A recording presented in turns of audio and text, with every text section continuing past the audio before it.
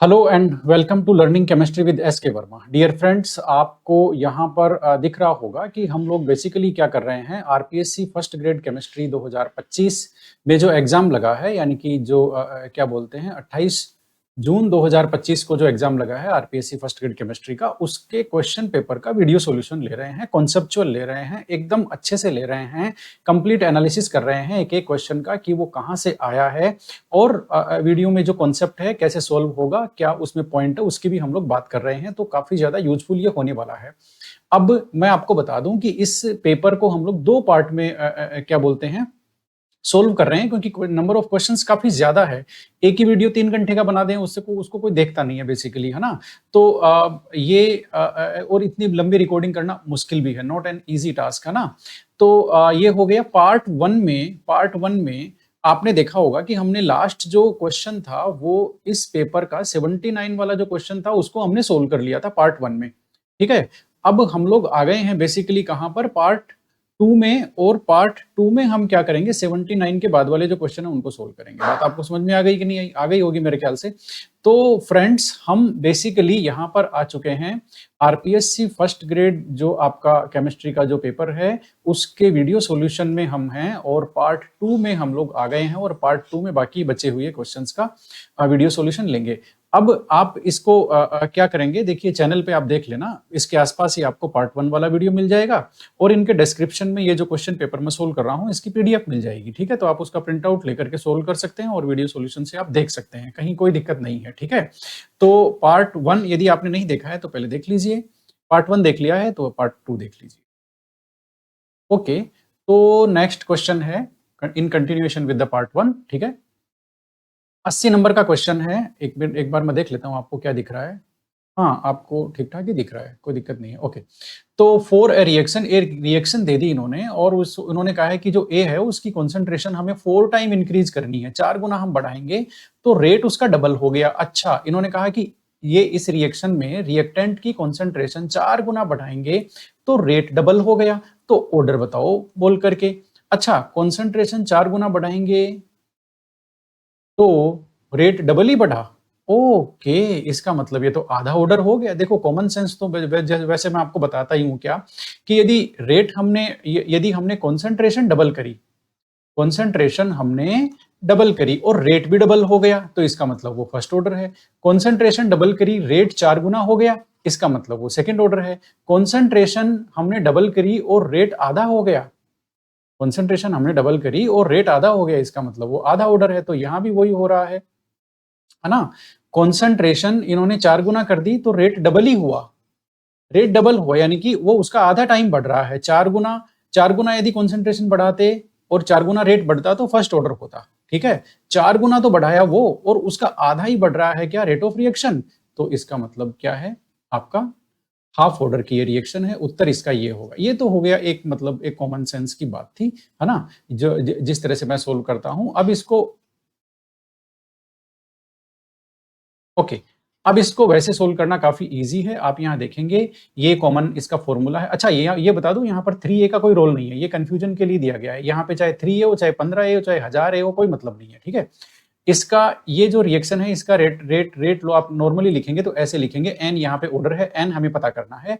आपने क्या किया, एक ही जो कॉन्सेंट्रेशन है वो 4 गुना बढ़ा दी, 4 टाइम इंक्रीज करी ना, तो अब ये हो गया 4a। ठीक है, अब और 4a करने से आप देखेंगे कि जो रेट है वो कितना गुना बढ़ गया, 2 गुना बढ़ गया। भाई यही तो रेट है, रेट इज इक्वल टू ये, तो इसके पहले हमने 2 लगा दिया तो रेट 2 गुना बढ़ गया। तो यहाँ 2 कब आ सकता है, जब आप n की पावर कितनी कर देंगे, आधा कर देंगे। n तो ऑर्डर है ना, उसकी पावर आधी कर देंगे तो 4 का आप स्क्वायर रूट ले लोगे तो वो 2 आ जाएगा। तो कुल मिलाकर के n की जो वैल्यू है वो आपकी हाफ हो गई, और n क्या है, ऑर्डर ऑफ रिएक्शन। बात आपको समझ में आ गई। तो n ही फाइंड करना था, कैसे भी फाइंड कर लीजिए, हाफ ऑर्डर आएगा इसका। 81 क्वेश्चन था, काफी सिंपल टाइप का ये क्वेश्चन है। मेरे को एक कॉल लेना पड़ेगा बीच में, एक बार रुकिए। ओके, तो ये जो क्वेश्चन है काफी इजी है। इन्होंने एक रिएक्शन दी है, A प्लस बी, और प्रोडक्ट बताया है, और फिर इन्होंने इनिशियल कॉन्सेंट्रेशन दी है। अब ये बेसिकली क्या है, रेट लो निकालने का मेथड होता है, एक इनिशियल कॉन्सेंट्रेशन मेथड, ठीक है, इनिशियल रेट लो method, initial rate method sorry. तो उसके बेसिस पे हमें यहाँ पे ऑर्डर निकालने हैं। तो बेसिकली जो किसी भी रिएक्शन का ऑर्डर, किसी भी रिएक्शन में ऑर्डर निकालते हैं उस रिएक्शन का, तो इनिशियल रेट मेथड होता है एक, और इनिशियल रेट मेथड के बेसिस पे हम ऑर्डर निकालते हैं और रेट लो निकालते हैं। यहाँ भी इन्होंने यही किया है। ए प्लस बी एक रिएक्शन दी है, उसमें ए और बी के 3 एक्सपेरिमेंट दिए हैं। फर्स्ट ये है, सेकंड ये है और थर्ड 3 एक्सपेरिमेंट ये है, और तीनों में रेट इन्होंने ये दी है। अब हमें ये देखना है कि ए और बी के जो हैं वो ऑर्डर क्या है इनके रेस्पेक्ट में। तो सीधी सी बात है, बी वाला आप यहाँ देखोगे तो बी में 0 सिर्फ यही दे रखा है, बी में 0 सिर्फ यही दे रखा है, ठीक है। तो अब आप पहले बी के रेस्पेक्ट में देख लो, मतलब इसमें जो एक नॉर्मल ट्रिक होती है कि भाई एक रिएक्टेंट को कांस्टेंट रख करके दूसरे की चेंज करते हैं और फिर रेट में देखते हैं कितना चेंज हुआ, यही तो है।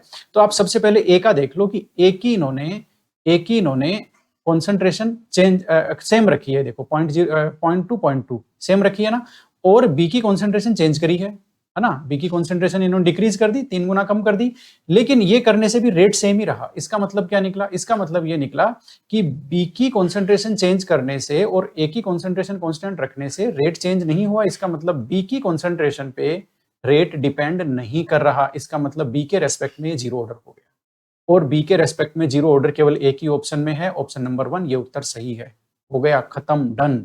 बात को समझो, ऑप्शन बनाने वाले ने ऑप्शन भी ढंग से नहीं बनाए। आप बात को समझ रहे हो कि नहीं समझ रहे हो, इन्होंने ऑप्शन भी ढंग के नहीं बनाए, ठीक है। कम से कम 0 किसी और में देते भाई, कुछ तो करते, है ना। ओके, अब ताकि उसको और निकालना पड़ता है, अब 0 से तो सीधा ही पकड़ा गया क्वेश्चन, ठीक है। अब इसको है ना, जो एक तरीके से और भी कर सकते हैं। ये तो मैंने बी का आपको निकाल के बता दिया, अब मैं क्या कर सकता हूं, आपको ए का भी निकाल के बता सकता हूं, है ना। ए का 2 ऑर्डर कैसे आएगा उसको कंफर्म कर लेते हैं। अब आप यहां देखो भाई, बी का तो 0 ऑर्डर हमें पता चल गया, ठीक है, ये रहा, है ना। तो अब हाँ, क्या बोलते हैं, बी का यदि अब हम लोग 0 ऑर्डर मानते हैं तो ये बी की कॉन्सेंट्रेशन इन्होंने आधी करी है, इससे रेट पे तो कोई फर्क पड़ेगा नहीं। ये इन्होंने यहाँ डबल करी है कॉन्सेंट्रेशन, ए की कॉन्सेंट्रेशन डबल करी है। ए की कॉन्सेंट्रेशन डबल करने पर आप देखो रेट कितना हो गया, 4 गुना हो गया। 4 गुना कैसे, ये 10⁻⁻⁴ है। यदि इसको आप 10⁻⁻5 लिखोगे तो ये हो जाएगा 20.28 इंटू 10⁻⁻5। इसका मतलब, और यहाँ ये 5.07 है, तो ये उसका 4 गुना हो गया ना। इसका मतलब ए की कॉन्सेंट्रेशन डबल करने से रेट हो गया 4 गुना। इसका मतलब ए के रेस्पेक्ट में आपका कितना हो गया, ऑर्डर कितना हो गया, 2 हो गया। तो ये दोनों आपस में वेरीफाई हो गए, ये 0 ऑर्डर हो गया बी के रेस्पेक्ट में और ए के रेस्पेक्ट में 2 हो गया। वैसे तो इसकी लंबी कैलकुलेशन है, मैं अपने तरीके से इसको कर रहा हूं। ऑप्शन इसका एक आएगा। 82 है, consider the first order reaction which is completed. अच्छा, इन्होंने कहा है कि एक फर्स्ट ऑर्डर रिएक्शन है वो 90% 10 घंटे में कंप्लीट होती है, तो 99.9% कंप्लीट होने में कितना टाइम लगेगा बोल करके। तो इसको हम क्या बोलते हैं, ये बेसिकली 2 स्टेप न्यूमेरिकल है, और 2 स्टेप न्यूमेरिकल में पहले आपको क्या करना पड़ेगा, आपको टाइम निकालना है।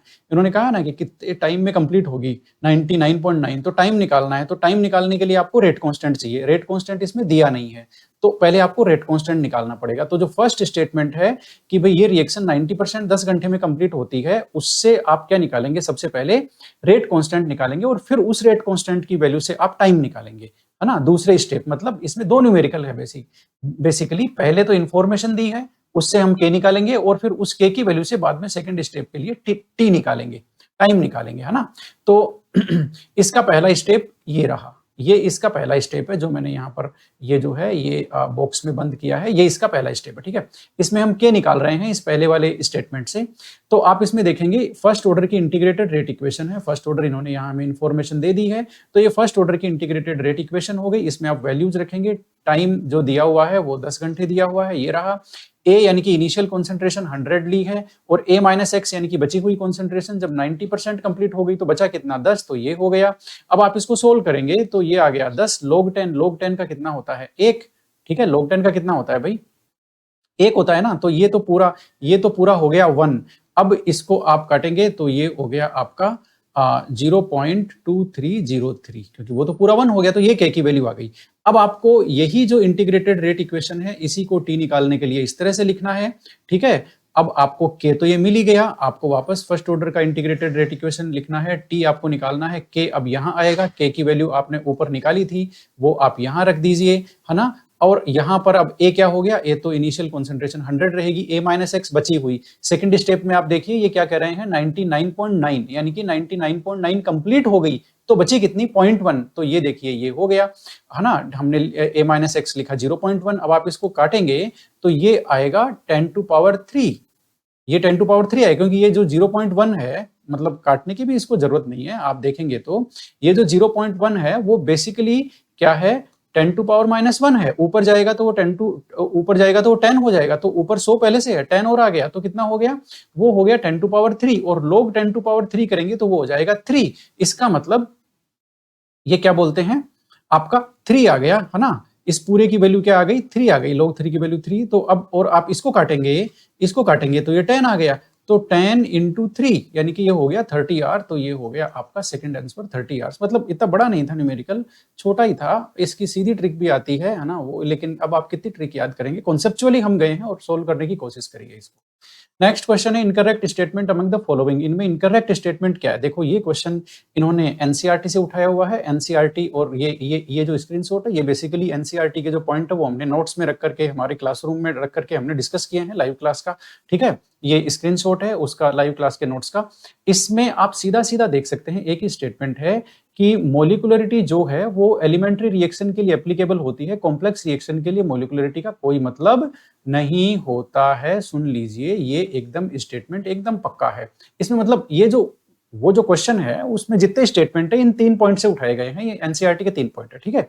तो अब यहां पर सही उत्तर क्या है, सही उत्तर है यहां पर ये वाला, क्योंकि इन्होंने पूछा है इनकरेक्ट स्टेटमेंट, और ऑर्डर और मोलिकुलरिटी के रिलेटेड ये जो चारों स्टेटमेंट है ये अभी जो मैंने आपको स्क्रीनशॉट दिखाया है वहां से उठाए गए हैं, ठीक है। एनसीईआरटी के पॉइंट है वो, ये लिखा हुआ है यहां पर, क्या लिखा हुआ है, ये लिखा हुआ है molecularity is applicable to both elementary as well as complex. नहीं भाई, मोलिकुलरिटी एलिमेंट्री के लिए लगती है, कॉम्प्लेक्स रिएक्शन की कोई मोलिकुलरिटी नहीं होती है, इसलिए ये स्टेटमेंट गलत है, और जो गलत है वही हमारा सही उत्तर है, क्योंकि इनकरेक्ट इन्होंने पूछा है। बाकी को आप पढ़ते रहना इस स्क्रीनशॉट से, बाकी सब सही है, इतना डिस्कस करने का टाइम है नहीं अभी। Next question Nernst equation, electrochemistry का क्वेश्चन है, और नर्स्ट इक्वेशन में इन्होंने हमें एक सेल दिया है, ठीक है, जिसमें आपका जिंक है, ये एनोड है, एजी है, ये कैथोड है, ये सेल दिया है। यहां पर इन्होंने हमें कॉन्सेंट्रेशन भी दी है। अब हमें क्या करना है, बेसिकली इन्होंने पूछा है ईएमएफ, तो ये नर्स्ट इक्वेशन का सिंपल सा है, आप एनसीईआरटी का न्यूमेरिकल सोल्व करेंगे तो ये हो जाएगा, सेम टू सेम एनसीईआरटी में इस तरह से दे रखा है न्यूमेरिकल। तो ये बात है, अब आपने ये किया, अब सबसे पहले इसके लिए क्या करना पड़ेगा, नर्स्ट इक्वेशन लिखना पड़ेगा। ये हमने लिखी है नर्स्ट इक्वेशन, इसमें एन यानी कि नंबर ऑफ इलेक्ट्रॉन ट्रांसफर्ड कितने होते हैं एनोड टू कैथोड, वो हम यहाँ पर एन की वैल्यू रखेंगे, तो वो आप इसकी जो सेल रिएक्शन लिखेंगे तो आपको 2 इलेक्ट्रॉन पकड़ में आ जाएगा, तो एन की वैल्यू यहाँ पर 2 हो गई, ठीक है। इसके अलावा प्रोडक्ट डिवाइडेड बाय रिएक्टेंट करते हैं, तो प्रोडक्ट Zn2 प्लस, इसकी आप सेल रिएक्शन लिखेंगे ना तो Ag प्लस है, ये रिएक्टेंट साइड में आ जाएगा, और ये ऑक्सीडाइज होकर के Zn2 प्लस प्रोडक्ट साइड में चला जाएगा, तो प्रोडक्ट Zn2 प्लस ऊपर और Ag प्लस नीचे, प्रोडक्ट माइनस रिएक्टेंट करते हैं यहाँ पर। अब Ag प्लस की पावर यहाँ पे 2 लगाएंगे, क्योंकि आप इसकी जो सेल रिएक्शन लिख करके बैलेंस करेंगे ना, तो 2 इलेक्ट्रॉन बैलेंस करने के लिए आपको Ag के पहले क्या लगाना पड़ेगा, 2 लगाना पड़ेगा, इसलिए यहाँ पर इसकी पावर लगेगी Ag की, ये है ना, मतलब मेरा कहने का मतलब पहले सेल रिएक्शन लिखनी पड़ेगी, फिर नर्स्ट इक्वेशन लिखना पड़ेगा, वो आप कर पाएंगे, ठीक है। अब आपको वैल्यूज रखनी है, ई नोट सेल तो इन्होंने दिया ही है, ये रहा ई नोट सेल, तो इन्होंने क्वेश्चन में ही दिया है, तो ये ई नोट सेल है ना, ये नर्स्ट इक्वेशन में हम वैल्यूज रख रहे हैं। अब ई नोट सेल की वैल्यू हमने रख दी 1.56, माइनस का साइन ऐसे की ऐसे, 0.06 ऐसे की ऐसे, नीचे एन की वैल्यू है वो हमने नंबर ऑफ इलेक्ट्रॉन ट्रांसफर 2 लिख दिया हमने। भाई आप इसको, मैंने सेल रिएक्शन नहीं लिखा जल्दबाजी में, आपको पहले सेल रिएक्शन लिखना है, उससे आपको 2 भी पकड़ में आ जाएगा, कहीं गलती नहीं होगी, ठीक है।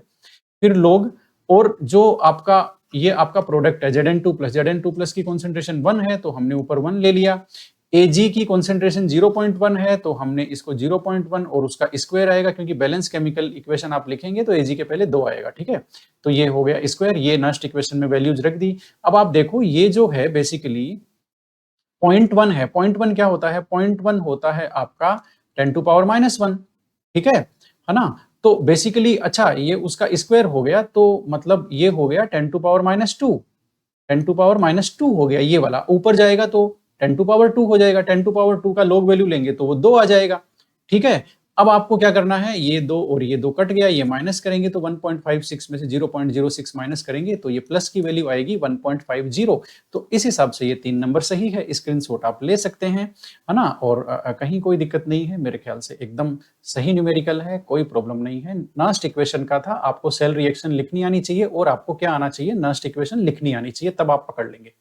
ये हमारे नोट्स में से क्वेश्चन है, डेबाई हकल लिमिटिंग लो के लिए जो प्लॉट बनता है माइनस log गामा और रूट आपका म्यू का, और इस स्लोप में जो लाइंस आती हैं बेसिकली उसका इन्होंने क्या पूछा है, यूनी ट्राईवेलेंट का और ट्राई यूनिवेलेंट इलेक्ट्रोलाइट का स्लोप इन्होंने पूछा है। ऐसे क्वेश्चन पहले भी आ चुके हैं, हमने भर भर के किए हुए हैं। तो स्लोप चाहे आप यूनी ट्राईवेलेंट हो, ट्राई यूनिवेलेंट हो, बाईवेलेंट हो, कोई भी हो, उसका फॉर्मूला स्लोप का ये है, ये फॉर्मूला है 0.509 जेड प्लस जेड माइनस, ये उसका फॉर्मूला है। जेड प्लस जेड माइनस उसके चार्ज हैं, तो आप चाहे यूनी ट्राईवेलेंट लो चाहे ट्राई यूनिवेलेंट लो, आपको लिखना तो आपको 3 और 1 ही है। तो Z प्लस जैसे आपने क्या बोलते हैं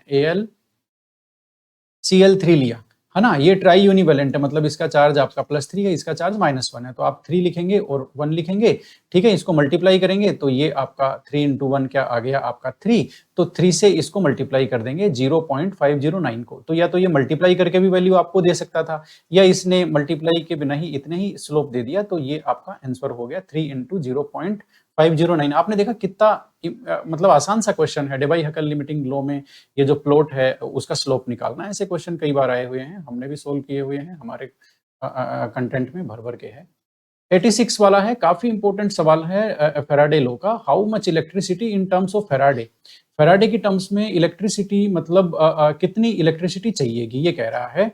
किसको किसमें, 1 मोल ऑफ KMnO4 को MnO2 में रिड्यूस करना है। तो भाई 1 मोल ऑफ KMnO4 में ऑक्सीडेशन स्टेट Mn की +7 है और Mn2 में +4 है, तो इसमें रिडक्शन करने के लिए हमें 3 मोल इलेक्ट्रॉन देना पड़ेगा। 1 मोल इलेक्ट्रॉन का चार्ज होता है 1f, 3 मोल का हो गया 3f, तो मतलब Mn 1 मोल Mn7 प्लस को Mn4 प्लस में रिड्यूस करने के लिए 3 मोल आपको इलेक्ट्रॉन चाहिए, और 3 मोल का चार्ज होता है 3 फैराडे, क्योंकि 1 फैराडे क्या है, 1 मोल ऑफ इलेक्ट्रॉन का चार्ज है, तो 3 मोल ऑफ इलेक्ट्रॉन मतलब 3 फैराडे इलेक्ट्रिसिटी हमें चाहिए।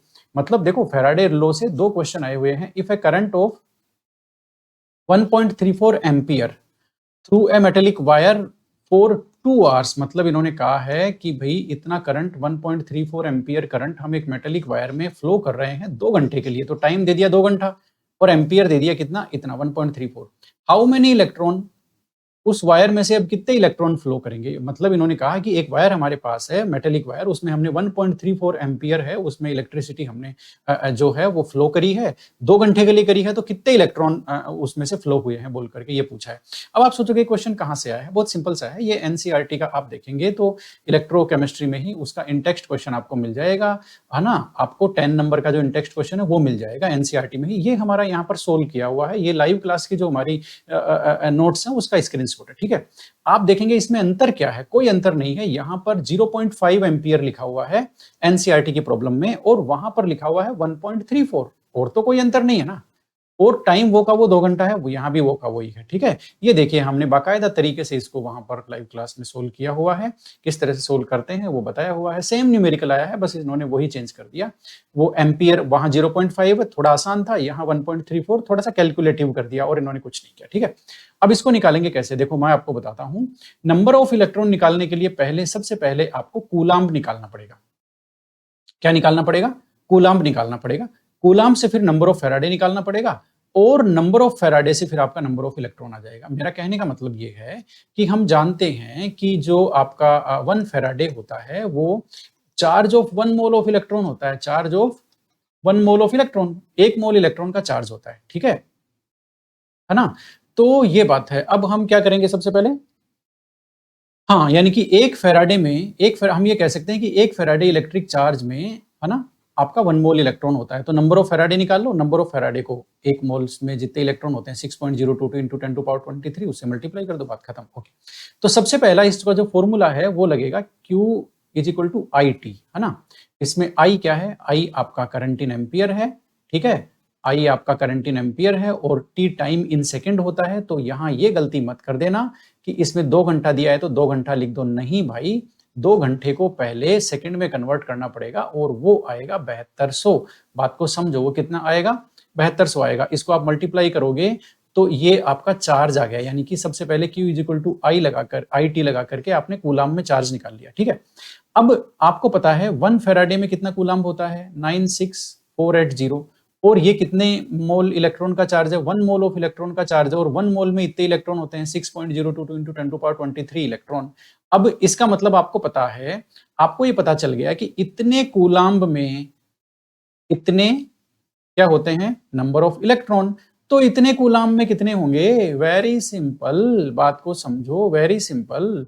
तो ये गिवन नंबर ऑफ कूलाम, ये 1 फैराडे का कूलाम, और ये नंबर ऑफ इलेक्ट्रॉन इन 1 मोल, इसको आप मल्टीप्लाई कर दो, आंसर आपका आ जाएगा। ये लो 6.022। कैसे करोगे, ये देखो, ये रहा, नीचे 10 आ जाएगा। ये देखो एनसीआर इन्होंने बिल्कुल बेचारों ने सीधा नंबर दिया है, आप मतलब गलती कर ही नहीं सकते। इन्होंने काटा पीटी में देखो कैसा नंबर दिया है, 9468 और 94680, मतलब आप समझ जाओगे कि ये पूरा पूरा कटने वाला है, ठीक है। तो नीचे 10 आ जाएगा, अब नीचे 10 आ जाएगा तो ये पावर जो है वो 22 हो जाएगी। आपको दिख रहा है क्या, या मेरे सिर के नीचे आ गया, नहीं मेरे सिर के जस्ट ऊपर है। तो ये 22 हो गई। तो इस तरह से 6.02 into 10 to power 22, मतलब कुल मिला के छोटा सा न्यूमेरिकल था, एनसीईआरटी पे बेस्ड था, आराम से आप निकाल सकते हैं नंबर ऑफ इलेक्ट्रॉन, कहीं कोई दिक्कत नहीं है। आयनिक स्ट्रेंथ का क्वेश्चन था, ऐसे क्वेश्चन बहुत बार आ चुके हैं। आयनिक स्ट्रेंथ ऑफ Na2SO4 पूछा हुआ है, कंसंट्रेशन यहां पर दिया हुआ है ना। तो अब आयनिक स्ट्रेंथ का फॉर्मूला ये है basically, I is equal to half, और ब्रैकेट में है M1 Z1 और Z1 का स्क्वायर, और M2 और Z2 का स्क्वायर, ठीक है। अब जितने यहाँ पर टर्म है, मतलब जितने यहाँ पर आयन है, जैसे 2 आयन है Na प्लस और SO4 माइनस, तो यहाँ पर 2 टर्म है, 3 होते तो 3 हो जाती, लेकिन यहाँ पर 2 वाला है, ठीक है। अब क्या करना, M1 क्या है, M1 भाई मोलेलिटी है, उसकी मोलेलिटी कितनी है वो आपको रखना है। M2 क्या है, उसकी दूसरे आयन की मोलेलिटी है। तो यहां पर इन्होंने 1 into 10 to power -3 जो है वो मोलेलिटी लिखी है, और आपको पता है इस एक फॉर्मूले में 2 Na+ है। इस एक फॉर्मूले में कितने Na+ है, 2।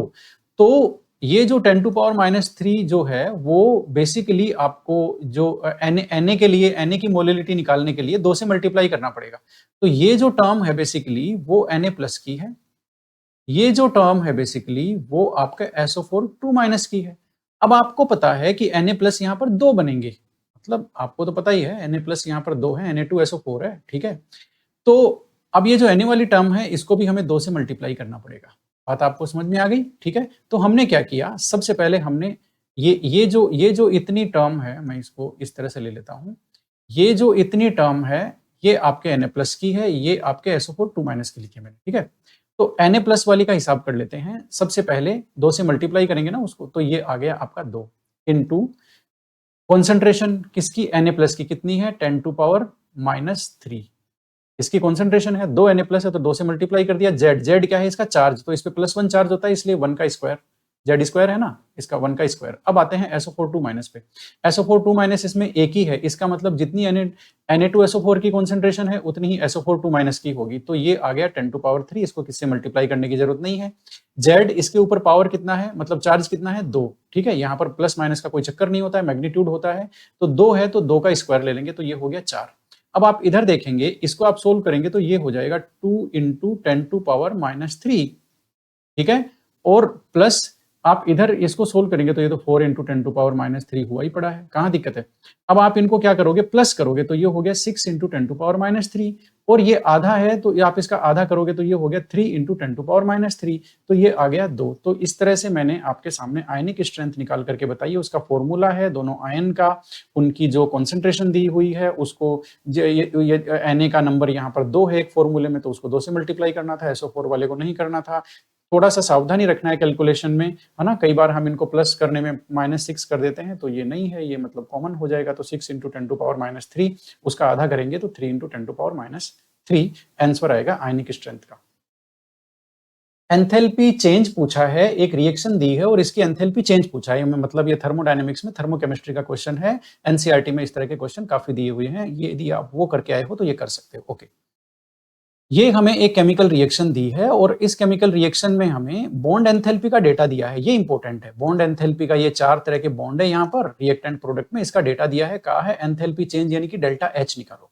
अब हमें क्या पता होना चाहिए, हमें पता होना चाहिए डेल्टा एच यदि निकालनी है और बॉन्ड एंथैल्पी दिया है तो उसका क्या फॉर्मूला है, तो वो है bond enthalpy of reactant minus bond enthalpy of product. Reactant में से प्रोडक्ट माइनस करना पड़ता है। ओके, तो अब बॉन्ड एंथैल्पी रिएक्टेंट की कैसे निकालोगे, देखो रिएक्टेंट ये रहे CH4 और आपका Cl2, इनकी आप बॉन्ड एंथैल्पी निकाल करके सम करोगे। अब CH4 में कितने CH बॉन्ड है, 4, यानी कि आप 416.2 इसको 4 से मल्टीप्लाई करोगे, ये रहा, ये हमने कर दिया, ठीक है। फिर उसके बाद में उसमें प्लस करोगे तो Cl बॉन्ड एक ही है तो उसमें हमने ये प्लस कर दिया, तो ये हमने रिएक्टेंट का निकाल लिया। आपने देखा माइनस का साइन एज इट इज है, ये माइनस का साइन आ गया। आप प्रोडक्ट का निकालेंगे, प्रोडक्ट दो है CH3Cl और HCl।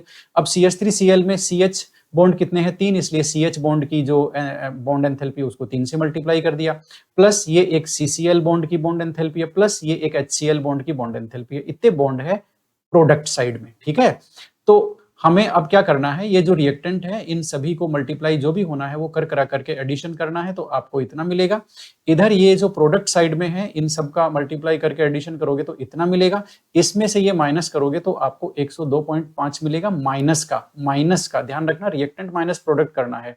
तो ये बेसिकली आपका जो है वो आपका किसका क्वेश्चन है आपका,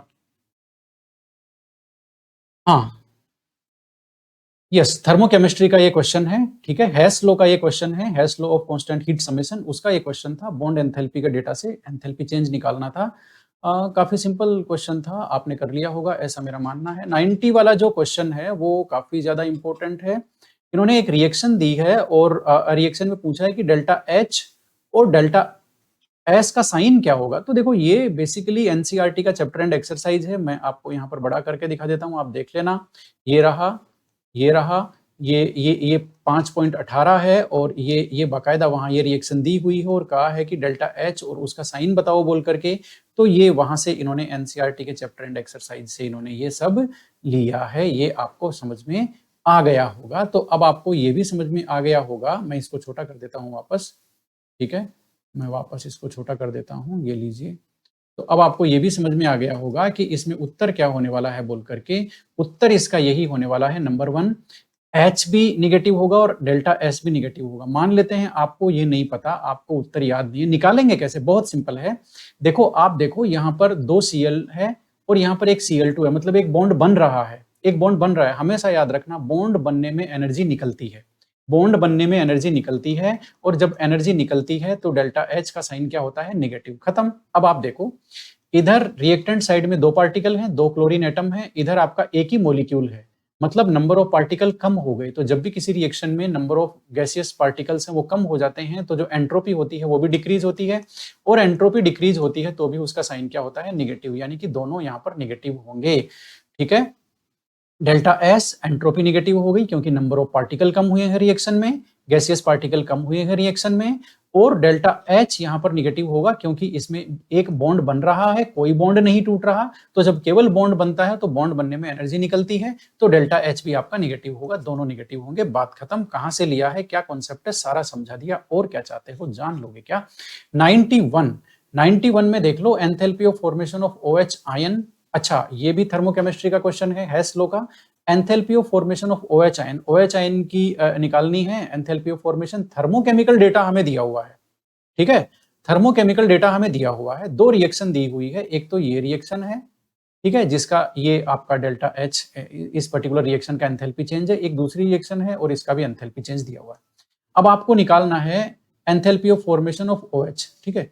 अब आप देखो, आपको enthalpy of formation of OH चाहिए, यानी कि आपको H प्लस O और आपको OH माइनस, बस यही आपको रिएक्शन चाहिए और आपको कुछ चाहिए नहीं। तो अब ये कैसे आ सकती है, इन दोनों रिएक्शन को हमें अरेंज करना है, ये जो दोनों रिएक्शन दी है ना, ये अरेंज करना है, ये हमें रिएक्शन चाहिए। तो ये कैसे मिलेगी, आप देख लो, कुछ नहीं करना, आपको इनको सीधा जोड़ना है, इनको केवल सीधा जोड़ना है। अब आप इनको सीधा जोड़ो, देखो मैं जोड़ता हूं, H2 इधर है, H2 इधर कट गया, कट गया ना, इधर एक है H, इधर H2 है, तो एक H यहां पर बच गया, तो ये मैंने लिखा H, प्लस में ये आपका आ गया हाफ O2, और इधर एरो के इधर ये H2 कट गया, केवल ये OH माइनस बचा, ये लो, OH माइनस। तो आपने देखा ये रिएक्शन जो हमें चाहिए थी वो मिल गई इन दोनों थर्मोकेमिकल इक्वेशन को ऐड करने से। हमने सिंपली इसको ऐड किया। ये भी बेसिकली आपका हेस लॉ का क्वेश्चन है, वहां पर इस तरह की छोटी मोटी प्रॉब्लम चलती रहती है। तो ये हेस लॉ का क्वेश्चन है और सिंपली हमें ऐड करना था इन दोनों इक्वेशंस को, तो हमें टारगेट इक्वेशन मिल गया। यदि ऐड करने से नहीं मिलता, माइनस करने से मिलता, इन्वर्ट करने से मिलता, वो एक अलग बात होती। लेकिन यहाँ सीधा हमने सबसे पहला यही देखा कि OH हमें बनाना है तो OH को प्रोडक्ट साइड रखना है। OH को प्रोडक्ट साइड रखेंगे तो इस पहली रिएक्शन को ऐसे कैसे रखना है। फिर आप देखो कि H2O को काटना पड़ेगा हमें, और कोई रास्ता नहीं है। और OH बनाएंगे तो H और O रिएक्टेंट साइड चाहिए, तो H और O रिएक्टेंट साइड, इसका मतलब और H2O को काटना पड़ेगा, हटाना पड़ेगा, इसलिए ये रिएक्शन भी ऐसे कैसे रखनी है। इसका मतलब सीधा ऐड कर दो। तो सीधा ऐड करने से यदि टारगेट इक्वेशन आ रही है, यानी कि ये हमारी टारगेट इक्वेशन थी, ये आपको मिल रही है, इसका मतलब ये जो डेल्टा H की वैल्यू दी हुई है, इनको भी आपको सीधा ही क्या करना है, ऐड करना है। क्योंकि जैसा थर्मोकेमिकल इक्वेशन के साथ हमने किया, सीधा ऐड किया तो टारगेट इक्वेशन मिली। तो इन डेल्टा H की वैल्यूज को भी सीधा ऐड करेंगे तो हमें टारगेट इक्वेशन का डेल्टा H मिल जाएगा। और टारगेट इक्वेशन क्या है, OH माइनस की फॉर्मेशन की एंथैल्पी। बात आपको समझ में आ गई? ठीक है, तो आप इनको ऐड कर दो, मतलब जो है 57.3 प्लस में आप कर दो माइनस 2859, इनको ऐसे कैसे ऐड कर दो, इनको ऐसे कैसे ऐड करोगे तो ऑप्शन नंबर 1 माइनस 228.6 आ जाएगा। ये इसकी वैल्यू है, हेस लॉ के बेसिस पे है। हो सकता है मैंने शायद थोड़ा ज्यादा समझा दिया, इतनी जरूरत नहीं थी, लेकिन कर सकते हैं। ये भाई जूल थॉमसन कोफिशिएंट क्या होता है, 1000 बार आ चुका है, ये क्वेश्चन हमने रटा हुआ है। एंथैल्पी इसमें आपकी जो होती है वो कांस्टेंट होती है, आइसोएंथैल्पिक प्रोसेस होता है ना। और मैंने तो इसको ऐसे ही रटा हुआ है, मतलब ये इसका तो अब इसका तो लॉजिक भी क्या है ना। टीपीएच के नाम से मैंने रटा हुआ है, टीपी और एच।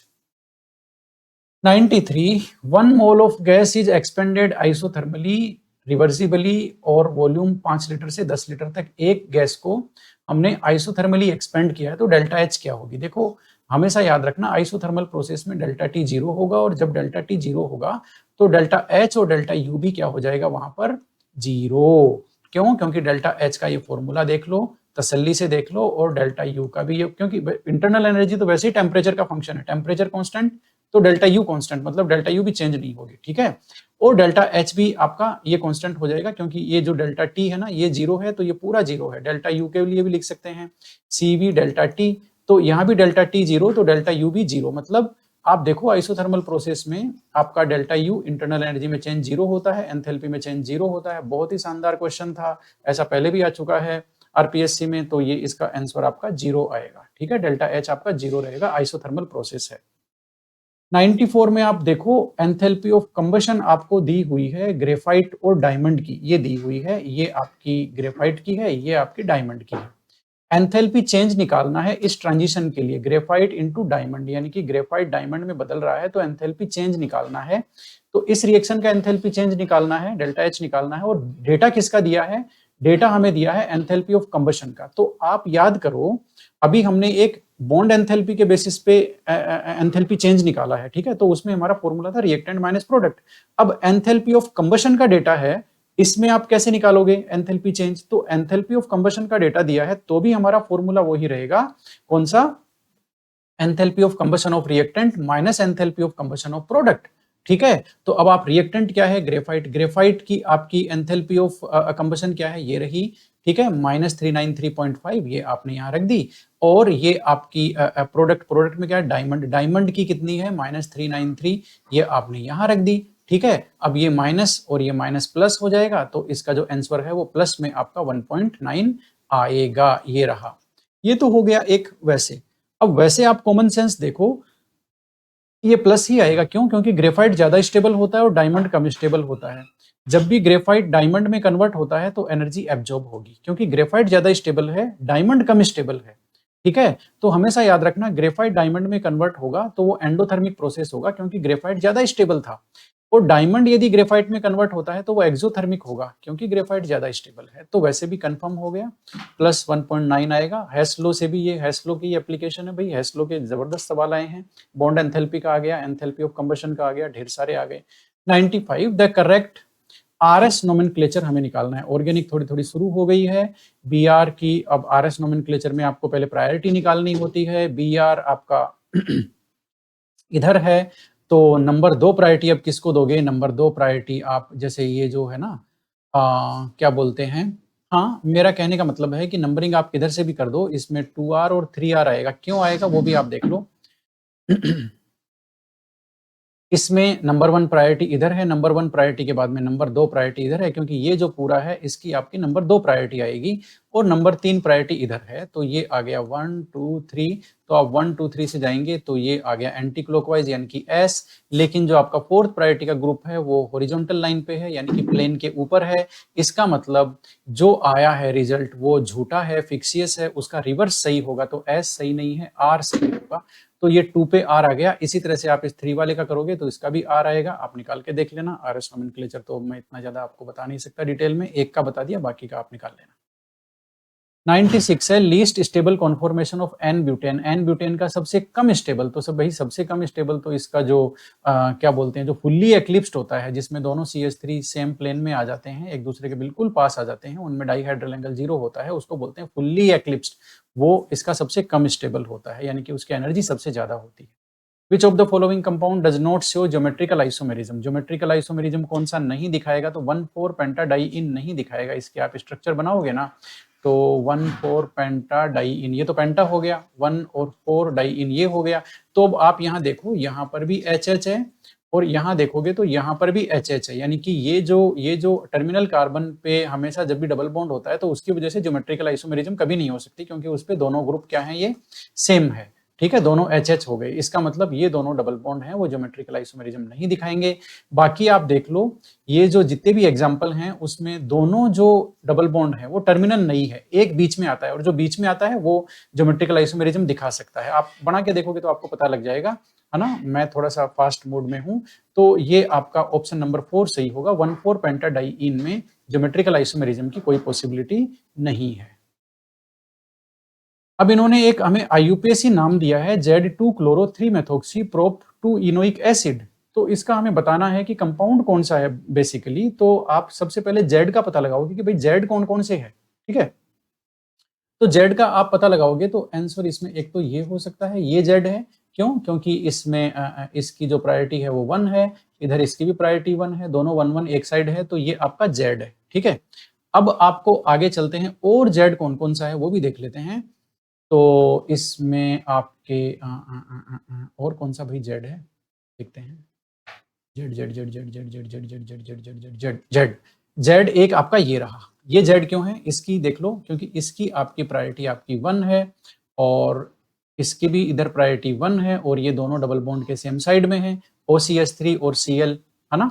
तो मतलब ये जेड हो गया, मतलब आंसर या तो 2 होगा, हाँ आंसर या तो 2 होगा या ये होगा, ये आपका ई है और वो भी आपका ई है, ये भी आपका ई है, आप निकाल लेना, ठीक है। ओके, अब आप ये देख लो फटाफट से कि इसमें अब आगे क्या देखना है। 2 जेड मिल गए ना, तो आगे क्या देखना, आगे देखना है 2 पे क्लोरो 3 पे मेथोक्सी, 2 पे क्लोरो 3 पे मेथोक्सी। तो यहाँ पे चले 1 और ये 2, तो 2 पे क्लोरो आ गया, और फिर ये 3 है तो ये 3 पे मेथोक्सी ये आ गया, इसका मतलब ये सही है। उसमें चेक कर लेते हैं जेड वाले में, इसमें क्या राम कहानी है वो भी चेक कर लेते हैं। इसमें ये 1 कार्बन है नंबरिंग में, ये 2 कार्बन है, तो 2 पे मेथोक्सी आ गया। नहीं नहीं नहीं नहीं, ये गड़बड़ है भाई, ये नहीं आएगा इसका उत्तर, क्योंकि वो कह रहा है 3 पे मेथोक्सी है, 3 पे मेथोक्सी है, तो यहाँ तो 2 पे मेथोक्सी आ गया और 3 पे क्लोरो आ रहा है, जबकि वो कह रहा है 2 पे क्लोरो है। तो वो ये नहीं है, ये दूसरा नहीं है ना। इसमें इन्होंने ग्रुप की पोजीशन है उसको चेंज कर दिया, अच्छा सा डिजाइन किया है क्वेश्चन को। तो 4 आंसर आएगा। आप देखो 2 पे क्लोरो है और 3 पे मेथोक्सी है और ये आपका जेड है, तो इसका मतलब ये सही है। 99 में आप देख सकते हैं, ये एक कंपाउंड मतलब इन्होंने क्या किया है, एक रिएक्शन दी है और उन्होंने कहा है कि एक्स कंपाउंड है, एल्डोल कंडेंसेशन होने पर वाई बनाता है, उसका डिहाइड्रेशन कराने पर मेसिटिल ऑक्साइड बनता है, ये लो। तो हमने यहाँ पे क्या किया, हमने यहाँ पे ये जो एक्स कंपाउंड है ये रहा, एल्डोल कंडेंसेशन कराया वाई बनेगा, और ये मेसिटाइल ऑक्साइड आपका आ गया लास्ट में डिहाइड्रेशन से।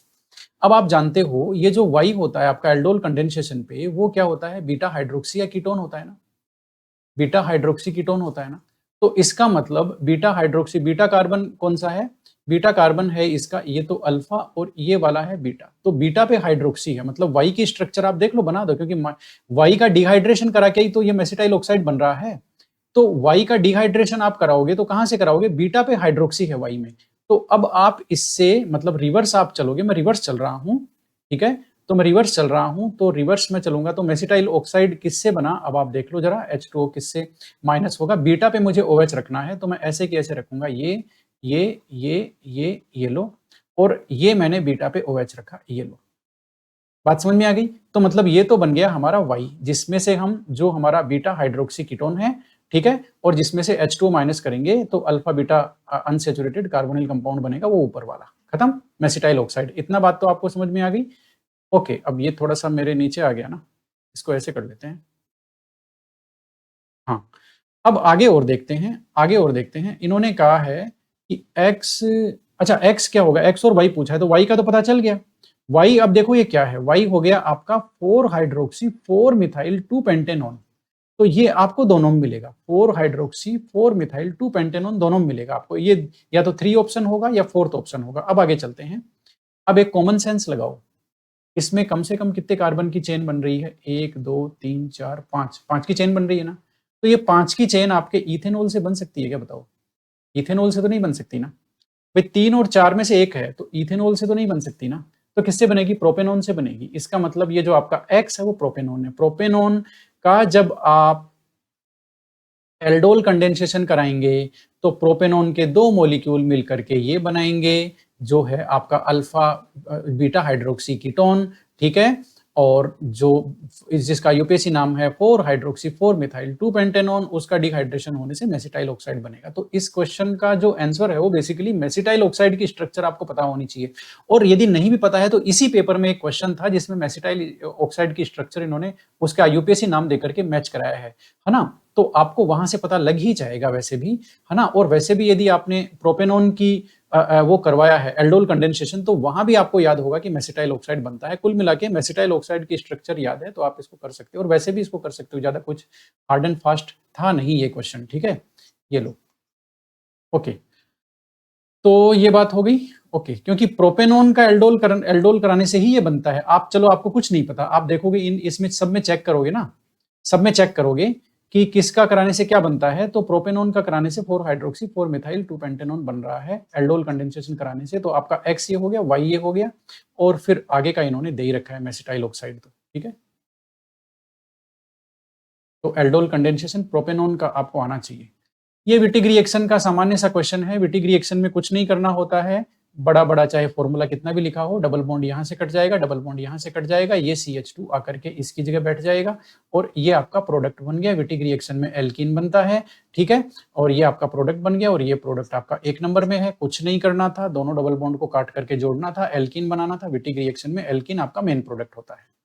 101 में CIP जो रूल है उसके हिसाब से प्रायोरिटी जो है डिसाइड करनी है हमें, तो इसमें सबसे पहली प्रायोरिटी Cl की होगी। Cl यहाँ पर भी है, यहाँ पर भी है। Cl के बाद में जो अगली प्रायोरिटी है OH की होगी, क्योंकि ऑक्सीजन का एटॉमिक नंबर इस कार्बन से भी ज्यादा है और इस कार्बन से भी ज्यादा है, तो Cl के बाद में OH इसमें 3 नंबर में आ गया, तो आपका 3 नंबर का ऑप्शन सही है। बाकी को चेक करने की जरूरत नहीं है क्योंकि ये इसी में है केवल, है ना। तो CIP रूल वो आपको डिसाइड करनी आती होगी प्रायोरिटी। 102 का जो सवाल है वो है बेसिकली 2 मोल बेंजल्डिहाइड के, मतलब आप इस रिएक्शन के स्टेटमेंट को पढ़ोगे तो आपको पता लग जाएगा कि नेम रिएक्शन में केवल एक ही रिएक्शन ऐसी है जिसमें साइनाइड आयन लेते हैं हम लोग एज ए रिएजेंट या एज ए कैटलिस्ट जो भी है वो। तो वो जो साइनाइड है बेसिकली वो केवल एक ही रिएक्शन में आता है, बेंजोइन कंडेंसेशन में, और किसी में नहीं आता, किसी नेम रिएक्शन में नहीं आता। मतलब देखो सिलेबस में 10 नेम रिएक्शन है, उसमें आप यदि पहचानने की कोशिश करोगे, आपको कुछ भी याद नहीं है, साइनाइड ये जो आयन है इसको भी देख के पहचानने की कोशिश करोगे तो आपको पता लग जाएगा ये बेंजोइन कंडेंसेशन है, क्योंकि साइनाइड आयन सिर्फ उसी में यूज होता है। तो ये आपके सामने हमारे नोट्स में से जो है वो बेंजोइन कंडेंसेशन रिएक्शन है। ये एरोमेटिक एल्डिहाइड है, बेंजेल्डिहाइड यहाँ कह रहा है ना, benzaldehyde under the catalytic influence of cyanide 2 hydroxy 1 2 diphenyl ethane, ये रहा आपका 2 हाइड्रोक्सी 1 2 डाइफिनाइल इथेन, यानी कि जिसको बोलते हैं आप बेंजोइन। बात आपको समझ में आ गई, ठीक है। तो आप नेम रिएक्शन पढ़ेंगे तो बेंजोइन का स्ट्रक्चर आपको याद हो ही जाएगा। ये मेरे ख्याल से आपको पूरा नहीं दिख रहा है ना,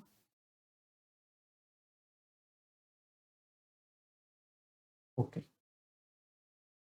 ठीक है। तो आप मेरे ख्याल से बेंजोइन तो आपको दिख ही जाएगा, मतलब बेंजोइन तो आपको आता ही होगा, तो बेंजोइन का स्ट्रक्चर आप बनाओगे तो ये बनेगा, तो आप प्रोडक्ट से भी पकड़ सकते हो, कैटलिस्ट से भी पकड़ सकते हो। बेंजल्डिहाइड मतलब कुल मिला के बेंजोइन रिएक्शन आपको पता होनी चाहिए। बेंजोइन रिएक्शन है, रटने का मैटर है, समझने का कुछ है नहीं। पता है तो कर दो, वरना तो छोड़ना पड़ेगा। ओके, 103 में हम देख लेते हैं। 103 में कह रहा है intermediate formed in the addition of malonic ester to acrolein. देखो बात को समझो, in presence of strong base, ये सोडियम एथोक्साइड स्ट्रॉन्ग बेस है। अब मेरा कहने का मतलब ये है कि मेलोनिक एस्टर जो है वो ये होता है, ठीक है। और मेलोनिक एस्टर बेस की प्रेजेंस में जो रिएक्शन करेगा, जो भी रिएक्शन करेगा, हालांकि ये तो एक्रोलीन तो आपका ज्यादा कुछ नहीं है। एक्रोलीन आपका CH2 डबल बॉन्ड CH, बस यही है और कुछ खास नहीं है, ठीक है।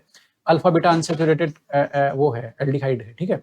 तो अब मेरा कहने का मतलब है ये तो है आपका स्ट्रॉन्ग बेस और ये मेलोनिक एस्टर है। मेलोनिक एस्टर में आप जानते हो हमने अल्फा एच की रिएक्शन पढ़ी है ना। अल्फा एच का नेचर क्या होता है, एसिडिक होता है ना। तो यहां पर ये जो CH2 ग्रुप है ये बेसिकली एक्टिव हाइड्रोजन है और एक्टिव हाइड्रोजन है, बेस की प्रेजेंस में ये तुरंत निकल जाते हैं और तुरंत निकलने के बाद यहां पर स्ट्रक्चर क्या बनता है वो मैं आपको बता देता हूं। ये क्या ओ हाँ ठीक है। तो मेरा कहने का मतलब ये था कि ये यहाँ से ये जो बेस है ना, ये इस एक्टिव हाइड्रोजन को यहाँ से निकाल लेगा। जैसे अल्फा एच निकलता है, ये वैसे ही तो है, ज्यादा कुछ नहीं है, अल्फा एच निकलना है यहाँ पर, ठीक है। और यहाँ से यहाँ पर ये CH2 तो हट जाएगा और यहाँ पर आ जाएगा देखो एक नेगेटिव चार्ज, जिसको आप इनोलेट आयन बोल दो या कार्बन आयन बोल दो, एक ही बात है, इनोलेट और कार्बन आयन। तो बेसिकली ये जो मेलोनिक एस्टर है ये इनोलेट बनाएगा और ये इनोलेट रेजोनेंस स्टेबलाइज्ड होता है। उसको हम कार्बन पे भी नेगेटिव चार्ज आता है, ऑक्सीजन पे भी आता है, इसलिए इनोलेट भी बोलते हैं, कार्बन आयन भी बोलते हैं। और ये कार्बन आयन फिर बाद में जाकर के इसके ऊपर अटैक करता है। तो इसमें कॉन्सेप्ट जो है वो इतना ही था कि हमें ये पता होना चाहिए कि अल्फा एच एसिडिक नेचर का होता है, ठीक है। मेलोनिक एस्टर में भी अल्फा एच है जो एक्टिव एच जिसको बोलते हैं, है ना, एक्टिव हाइड्रोजन जिसको बोलते हैं, और बेस की प्रेजेंस में एक्टिव हाइड्रोजन बाहर चला जाएगा, जाहिर सी बात है, तो कार्बन आयन या इनोलेट ही बनेगा। तो ये एक कॉमन सेंस पे गया हुआ क्वेश्चन था, ठीक है। तो आपको इसमें जो आंसर है वो कार्बन आयन नंबर 3 आएगा। 104 में पूछा है बेंजल्डिहाइड रिएक्ट विद, ये अलग है, ये भी मेलोनिक एस्टर छाया हुआ है भाई, मेलोनिक एस्टर। बेंजल्डिहाइड रिएक्ट करेगा मेलोनिक एस्टर से इन प्रेजेंस ऑफ पिरिडीन में, ठीक है। अब देख लो भाई, बात समझो बात को, बेंजोइक एसिड की मेलोनिक एस्टर से रिएक्शन पिरिडीन में होगी, ये एक ही रिएक्शन है, नोवेंजेल रिएक्शन। आपको रिएक्शन रटी हुई होनी चाहिए, नोवेंजेल रिएक्शन, ठीक है। और नोवेंजेल रिएक्शन में सिनेमिक एसिड प्रोडक्ट बनता है, कुछ नहीं है, रटने का मैटर है। आपको रिएक्शन का रिएक्टेंट, प्रोडक्ट, कैटलिस्ट ये सब रटा हुआ होना चाहिए। बात आपको समझ में आई ना। जैसे हमने नोट्स बना रखे हैं नेम रिएक्शन के, आप देखोगे तो ये सारे क्वेश्चन वहां से सोल्व हो जाएंगे। बस आपको इतना तो आपको पढ़ना ही पड़ेगा थोड़ा बहुत तो, ठीक है। ओके, अगला क्वेश्चन है आपका 105 नंबर का, और इसमें आप देखेंगे तो नाइट्रोजन कंटेनिंग कंपाउंड है एक, जिसकी जो ए है और उसकी रिएक्शन SnHCl से कराई है, बाद में HNO2 से कराएंगे तो B बनेगा। तो देखो भाई आपका जो ए है वो तो है यहाँ पर नाइट्रोबेंजीन। ये पूरे सीन को देखने से मैंने क्वेश्चन पढ़ा हुआ है, इसकी आप SnHCl से कराएंगे तो रिडक्शन होकर के नाइट्रोबेंजीन से एनिलीन बनता है, ये आप जानते हो। एनिलीन का आप HNO2 से रिएक्शन कराएंगे तो क्या बनेगा, आप जानते हो, बेंजीन डाइजोनियम सोल्ट बनेगा। इसमें कहाँ दिक्कत है, N2Cl माइनस प्लस, ये बेंजीन डाइजोनियम सोल्ट बन गया। तो ये आपका बी कंपाउंड हो गया, ये आपका ए कंपाउंड है। अब जो बी कंपाउंड है वो एनिलीन के साथ ट्रीटमेंट होकर के येलो डाई देगा। ये जो बी कंपाउंड है इसकी आप एनिलीन से रिएक्शन कराएंगे तो बेसिकली वो कपलिंग रिएक्शन होगी। अब आपको ये आना चाहिए कि एनिलीन से रिएक्शन कराएंगे तो कपलिंग रिएक्शन होगी और वो येलो डाई बनेगी। येलो डाई कैसे बनेगी आपको पता है, पैरा पोजीशन पे कपलिंग होती है ना, इलेक्ट्रोफिलिक सब्स्टिट्यूशन रिएक्शन होती है। तो ये आपका, ये बोल करके ये आपका कंपाउंड बनेगा येलो, ये येलो डाई है। तो बात आपको समझ में आई, ये येलो डाई है, ठीक है। तो ये आपका पी एमिनो एजोबेंजीन जिसको बोलते हैं, पैरा एमिनो एजोबेंजीन, ये येलो डाई है। तो कुल मिला के बेंजीन डाइजोनियम सोल्ट की सिंथेटिक एप्लीकेशन से ये क्वेश्चन उठाया हुआ है। काफी आसान क्वेश्चन था। अब इन्होंने पूछा क्या है, हमने सारा रामायण कर ली, इन्होंने पूछा है आपका ए। तो ए आपका जहां से शुरू हुई कहानी वो है और वो नाइट्रोबेंजीन है, ठीक है। तो बात ये थी, तो इस तरह से ये एनसीईआरटी का ही सवाल है, उससे बाहर से कुछ भी नहीं है। ये लो मेरे ख्याल से मिल जाएगा वहां पर, प्रॉब्लम्स में मिल जाएगा, ठीक है। ओके, अगला 106 नंबर है, रिएक्शन ऑफ क्लोरोबेंजीन हम H2SO4 से कराएंगे और फिर बाद में अच्छा, reaction of chlorobenzene in presence of H2SO4 with which of following gives chlorobenzene in presence of with, अच्छा मतलब क्लोरोबेंजीन H2SO4 की प्रेजेंस में किसके साथ रिएक्शन करके डीडीटी देगा, ये पूछ रहा है ये। तो क्लोरोबेंजीन जो है वो H2SO4 के साथ क्लोरेल के साथ H2SO4 की प्रेजेंस में क्लोरेल के साथ रिएक्शन करके डीडीटी बनाएगा। ये हमारे नोट्स में से आया हुआ क्वेश्चन है। ये नोट्स का आपको स्क्रीनशॉट है, बड़ा करके दिखा देता हूँ। ये देखो, बड़ी ही तसल्ली से आप इसको देख सकते हो। हाँ हाँ, अरे भाई ये तो बड़ा ही नहीं हो रहा, एक मिनट रुकना। हाँ, हो तो गया, लेकिन वो क्या है कि उसके नीचे चला गया एक्चुअल में। हाँ, ये रहा। ठीक है, एक मिनट रुकना।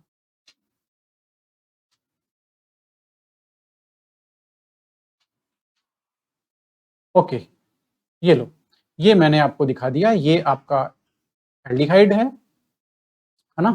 ठीक है, मेरा कहने का मतलब है कि यहाँ पे डिलीट कैसे हुआ, ये रहा। ठीक है, मेरा कहने का मतलब ये है कि क्लोरोबेंजीन ये रही, H2SO4 की प्रेजेंस में ये क्लोरल है। ये देखो, पहले क्लोरल एसिटाल्डिहाइड और Cl2 की रिएक्शन से क्लोरल बनता है, और ये क्लोरल क्लोरोबेंजीन की उपस्थिति में H2SO4 रिएक्शन करके ये DDT बनता है। ये DDT की सिंथेसिस हमने क्लोरोबेंजीन की जो रिएक्शंस हैं वहां पे हमने करी हुई है। आपको समझ में आ रहा हो तो अब मैंने आपको ये समझा दिया, इसलिए मैं ये जो है इसको मैं क्या बोलते हैं, हटा देता हूँ।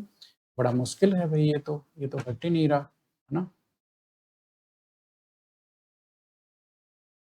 गायब करना पड़ेगा पहले। कुल मिला के आप समझ गए ना, मेरा टारगेट था कि हमने इसको, ये जो रिएक्शन है इसको हमने बहुत अच्छे से कवर किया है। अब मैंने इसको छोटा कर दिया, ये लीजिए। अब फाइनली मैं आपको वापस बता दूं कि इसमें आंसर हमारा क्लोरल आएगा। क्लोरोबेंजीन H2SO4 की प्रेजेंस में क्लोरल से रिएक्शन करके डीडीटी बनाती है। क्वेश्चन नंबर 107 है, अरेंजमेंट करना है decreasing order of basic strength का। तो देखो, सबसे पहली बात तो ये है एक्वस मीडियम में। अब आप जानते हो एक्वस मीडियम में जो, सबसे पहले तो आप जान लो कि जो आपके एल्काइल एमीन है वो आपके एल्काइल एमीन, एक तो आपके एरेल्काइल एमीन जो होते हैं ना, एरेल्काइल और एराइल एमीन, ये ऑर्डर है एरेल्किल एल्काइल एमीन, एरेल्काइल एमीन, ठीक है ना। एराइल एल्काइल जिसको बोल सकते हैं, एराइल एल्काइल एमीन, और लास्ट में आपका आ गया क्या, हाँ, एराइल एमीन। ठीक है, तो अब आप यहां देखोगे तो ये जो हैं दोनों, ये जो हैं ये आपके एल्काइल एमीन है, ये इस कैटेगरी में आ गए। तो ये दोनों की बेसिसिटी सबसे ज्यादा होगी। तो अब इस कैटेगरी बेसिसिटी सबसे ज्यादा होगी, आप इसमें भी देखोगे ये प्राइमरी है और ये सेकेंडरी है, तो सेकेंडरी की ज्यादा होती है, तो उस हिसाब से डी आ गया, और उसके बाद में आपका सी आ गया।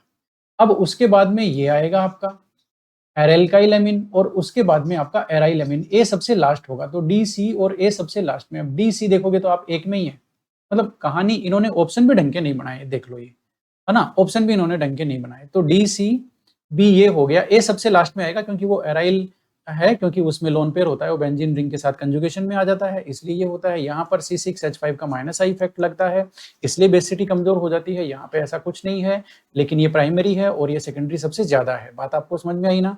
तो मास्टर ऑर्डर है कि एल्काइल ज्यादा होते हैं एरेल्काइल से, और एरेल्काइल ज्यादा होता है आपके एराइल एमीन से। जो आपका उत्तर है वो आपका सेकंड आएगा। आप इनको अरेंज करोगे तो अब आपको मतलब समझ में आ गया होगा मेरे ख्याल से, तो ऑर्डर आप बना सकते हो। मैं थोड़ा जल्दबाजी में हूँ, मुझे जाना है कहीं। 108 का जो क्वेश्चन है उसमें ज्यादा कुछ नहीं है, ये हमने कवर किया हुआ है नोट्स में। इसमें बस इतना ही है कि बेसिकली आप देखोगे तो फिनोल की डायजोनियम सोल्ट के साथ जो रिएक्शन होती है, बेसिकली फिनोल की डायजोनियम सोल्ट के साथ रिएक्शन ये करवा रहे हैं आपका बेसिक मीडियम में। तो इसमें इतनी ही बात है कि फिनोल की डायजोनियम सोल्ट के साथ रिएक्शन होती है तो पैरा पोजीशन पे कपलिंग रिएक्शन होती है। कहाँ होती है? पैरा पोजीशन पे। यहाँ पैरा पे आप देखोगे तो CH3 लगा हुआ है, तो अब आप कपलिंग कहाँ कराओगे? तो आपको ऑर्थो पोजीशन पे कपलिंग करानी पड़ेगी यहाँ पे। तो अब आप ये जो है डायजोनियम, इसकी कपलिंग यहाँ ऑर्थो पोजीशन पे करा दो। ऑर्थो पोजीशन पे करा दोगे तो ये आपका सेकंड वाला आएगा। जब पैरा, यदि पैरा पैरा खाली हो तो पैरा पे हो जाएगा कपलिंग, यदि पैरा खाली नहीं है तो ऑर्थो पे कपलिंग हो जाएगी। बस इतनी ही है इसमें, और ये कपलिंग रिएक्शन है डायजोनियम सोल्ट की। आपको बस इतना ही पता होना चाहिए था। 109 में आप देख लो, 109 में ये कह रहे हैं कि रिडक्शन ऑफ नाइट्रोबेंजीन का रिडक्शन जो है इन प्रेजेंस ऑफ Zn एओएच की प्रेजेंस में कराएंगे।